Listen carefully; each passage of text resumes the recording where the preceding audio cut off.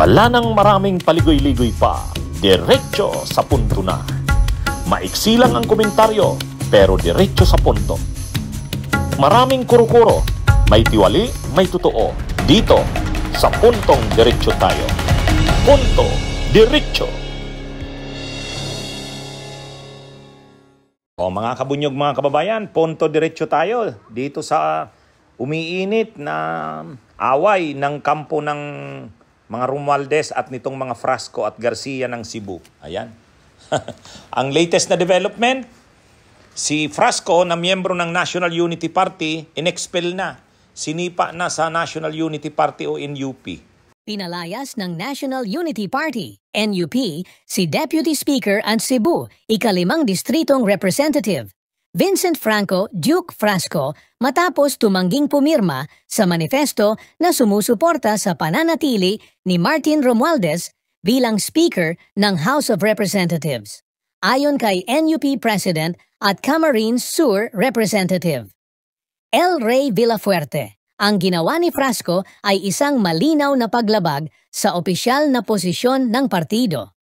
Ani Villafuerte, dapat ay idinaan muna ni Frasco ang kanyang saloobin sa loob ng partido at hindi ipinakita sa publiko ang pagsuway.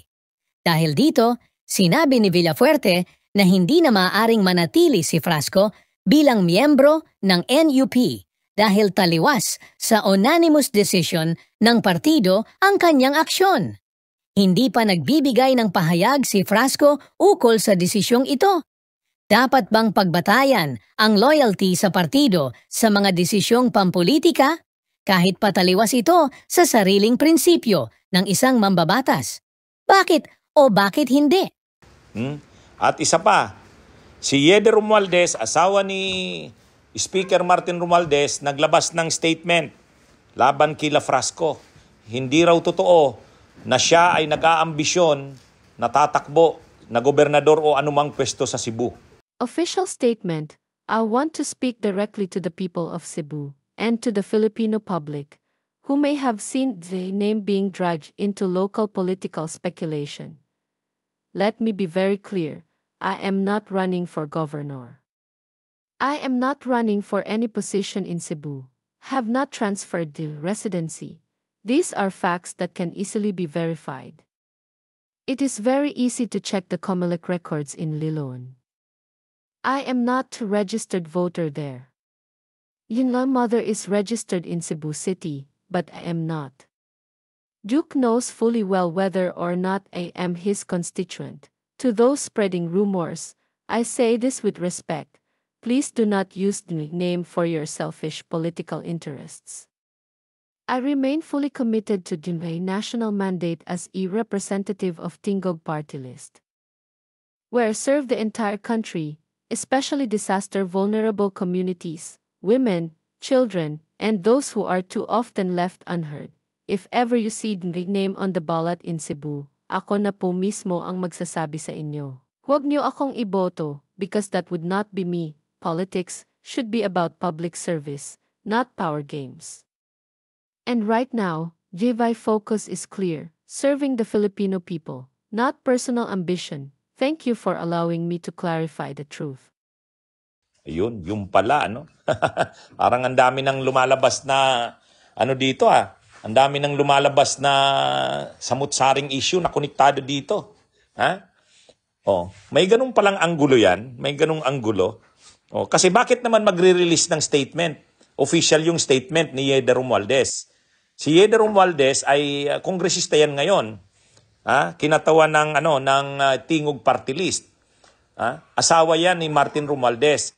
Pero sa ngayon, hindi na yata ito naging nominee. Yung anak na nila ang nominee ng Tingog Party List. Parang nag-iisip yata yung kampo ng Frasco at Garcia, parang papasukin ng Romualdez ang Cebu. Taga Cebu yata itong si Yeder kasi yung mother niya daw butante ng Cebu City. Pero sabi ni Yeder Romualdez dun sa statement niya, yung mother ko butante ng Cebu City. Ako hindi. Hindi ako butante kahit ng Liloan. Kaya wag daw gagawing issue na siya may plano sa politika sa Cebu. Kaya Hindi, alam naman natin kasi ang nangyari sa Cebu, natalo si Garcia. Si Gwen Garcia natalo bilang gobernador. Tinalo ni Pambari 4, tao ni Duterte. No? Si Gwen Garcia, yan ang mother-in-law. Yung mother-in-law yan ni Duke Frasco. Kasi si Duke Frasco, ang asawa niyan, si Cristina Frasco, yung kasalukuyang Department of Tourism Secretary. So si Cristina ay anak ni Gwen Garcia, asawa si Cristina ni Duke Frasco. Oh, dati itong mga Duterte talaga, itong sila Frasco kasi noong tumatakbong Vice President si Sara, ang spokesperson niya si Cristina Frasco ay magkasama pa noon ang Marcos at Duterte. Pero nung naghiwalay yung Marcos at Duterte, yung unit team, sumama itong mga Garcia at Frasco sa Marcos. Nagalit ngayon yung mga Duterte. Mukhang may mga ano na kaya natalo si Gwen Garcia kasi ginantihan nga ng mga Duterte. Kumbaga talagang pinagalaw ng Duterte yung kanilang mga supporters para hindi na manalo si Gwen Garcia. So ngayon, parang ang naiisip ni Frasco, baka siya rin madamay. Kasi nga, ang kalaban ng Frasco sa pagkakongresista ng 5th District yata ito ng Cebu. Yung ang kasama sa distrito ni Frasco ay ang Liloan sa Kadanao. Yung Liloan, mga Frasco yon. Pero pagdating sa Danao City, Durano. Yung Durano, kakampi ng Garcia. Ay na kakampi ni Bari 4, yung nanalong gobernador ngayon. O kaya ang iniisip ni Duke Frasco, parang baka sa 2028 mawala na sila kasi lalakas yung Durano Kasi si Durano ngayon, nanalo uli na mayor ng Danao at saka advisor ni Bari 4, yung nanalong governor si Durano ngayon.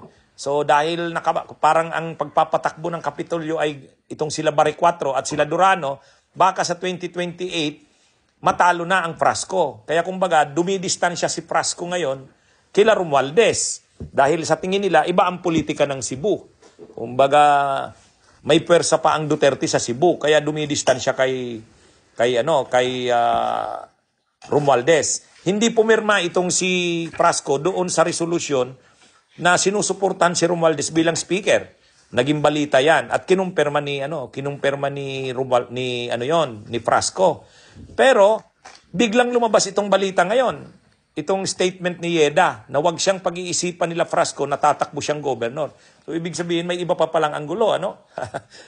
Lumalalim ang away na ito ng Romualdez at ng Garcia Frasco. Abangan natin kung anong mangyayari dito. Okay po?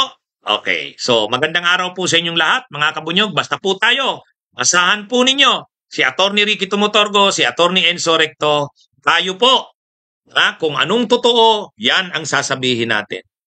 Kung anong tama at para sa bayan, yan ang ating ipaglalaban. Kung ano ang mali at tiwali, yan ang ating lalabanan. Okay? Magandang araw po sa inyong lahat. Mabuhay po tayo, mga kabunyog, mga kababayan. Bunyog, bunyog, halikan na kasama ka. Bunyog, kapag buklod ay may pag-asa. Luzon, Visayas, Mindanao, isa ang pananaw. Sa bagong Pilipinas ang bunyog isisigaw.